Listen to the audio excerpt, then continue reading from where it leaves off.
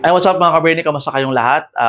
Last time may nabanggit po akong video patungkol nga po sa mga proseso na pagdadaanan ninyo na parte po ng qualifying process para sa maintenance training program. At pangatlo po sa nabanggit ko doon ay yung practical, no? Na kung saan ay mag-undergo po kayo ng practical exam at merong dalawang phases po yan. Although again, sinasabi ko nga po na hindi lang naman limited dito, maaaring may iba pa po silang ipagawa sa inyo. Pero at least mapaghandaan nyo po ang dalawang bagay na to. Una po dyan syempre is again, yung tools familiarization. Bibigyan po kayo ng limited time para i-identify po, isulat yung pangalan ng tools, no? Yung function ng tools, pwede rin po, no, in a short description kumbaga kung para saan ba siya at paano siya gamitin.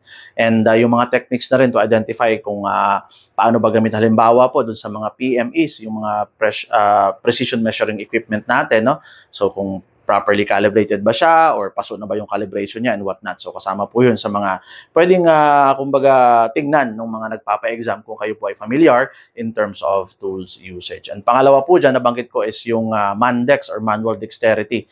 Limited lang po or hindi lahat naman ng kumpanya nagbibigay nito, pero kung sakali man po na kayo ay mag-apply sa kumpanya ng MTP at merong MANDEX, at least makapag-ready po tayo. So Manual Dexterity po as the name implies, no, manual po. Wala kayong gagamitin mga tools para dyan, no? So, mano-mano po, no, kung saan. Bibigyan po kayo ng, kumbaga, pagkukopyahan ninyo at kailangan nyo pong gayahin yun. Maaring bigyan po kayo ng mga plates, bigyan po kayo ng mga bolts and nuts na kung saan bubuuin nyo po ito gamit lamang inyong mga kamay. At limited din po yung time na ibibigay sa inyo para nga po malaman nila on how do you handle the pressure, how do you handle po, or how do you comprehend in terms of instruction, how do you follow instruction po, at kung ano pa mga kasama po doon, syempre sa Manual Dexterity.